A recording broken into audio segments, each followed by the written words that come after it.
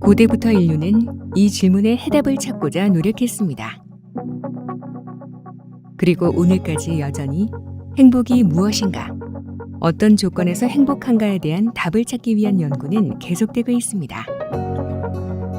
이러한 노력으로 행복지수, 행복점수 등 인간의 행복을 측정하고 데이터화하려는 다양한 시도 또한 이루어지고 있습니다. 한국보건사회연구원은 한국인의 행복과 삶의 질 향상을 위한 연구를 하고 있습니다. 지금부터 어떤 내용인지 함께 알아볼까요?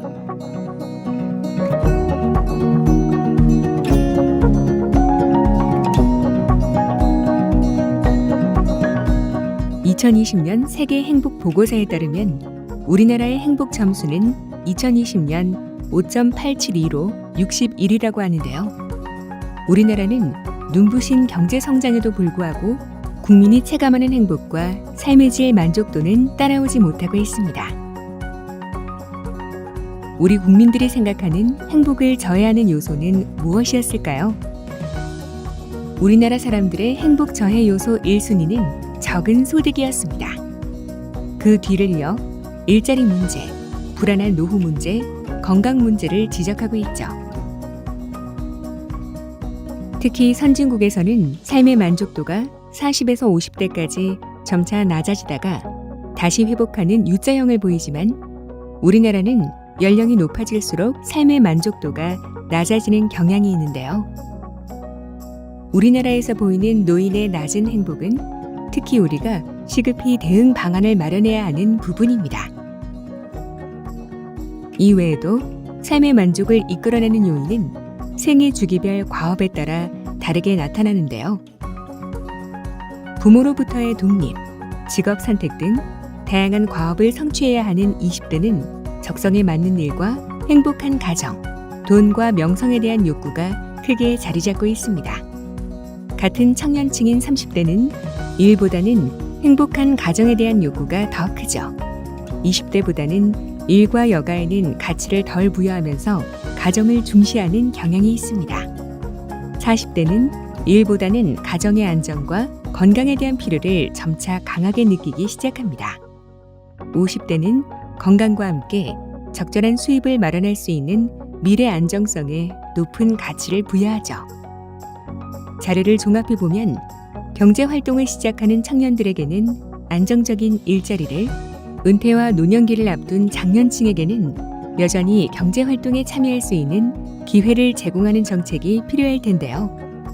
행복 증진을 위한 정책 방향과 구체적인 몇 가지 정책을 제안해 볼 수 있습니다. 첫째, 각 생애 주기의 특성과 행복의 관계에 대해 생애 과정의 관점에서 심도 있는 관찰과 분석이 필요합니다. 노후를 준비하는 과정에서 중고령자를 대상으로 풍요로운 노후를 맞이할 수 있도록 평생학습 지원, 인생 이모작 지원 등의 체계를 갖추어야 하죠. 둘째, 노인의 사회활동, 사회적 관계 맺기를 지원할 수 있는 복지 서비스 체계를 갖추어야 합니다. 한국 노인에서 보이는 낮은 행복의 원인의 하나로 노인의 사회적 고립이 있습니다. 이에 대처하기 위해 다양한 사회적 활동과 관계를 활성화하여 노인이 소속된 공동체를 형성할 필요가 있습니다. 이런 대처는 노인의 건강 상태를 개선하는 효과도 가져옵니다. 셋째, 청년들의 욕구에 민감하게 반응해야 합니다. 청년들은 더 이상 행복을 개인이 만들어야 하는 것으로 생각하는 세대가 아니라 사회가 행복할 조건을 제공해야 한다고 생각하는 세대로 교체되고 있습니다. 따라서 청년의 욕구에 맞는 새로운 정책을 마련해야 합니다. 넷째, 행복 수준을 높이는 사회 정책 수준에 대한 고민이 필요합니다. 국가의 지원은 생애 주기별로 주요한 과업을 수행하는 데 있어서 구체적 장애물을 해결할 수 있는 수준까지 제공해야 합니다. 필요에 따른 깊은 지원은 실제하는 장애물을 넘을 수 있도록 할 것입니다. 이러한 정책 과제 제안은 한국 사회에서 국민의 행복 증진을 위해 국가는 무엇을 할 수 있는가라는 질문을 다시금 던져보게 하는데요. 국가의 역할은 어려운 사람을 돕는다는 것에서 그치는 것이 아니라 우리 국민이 더 행복할 수 있는 사회를 만드는 것이라는 접근이 필요합니다.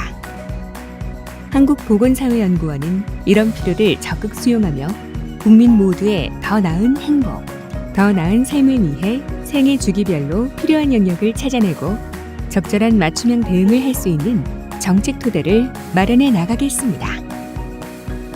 사람을 생각하는 사람들, 한국보건사회연구원.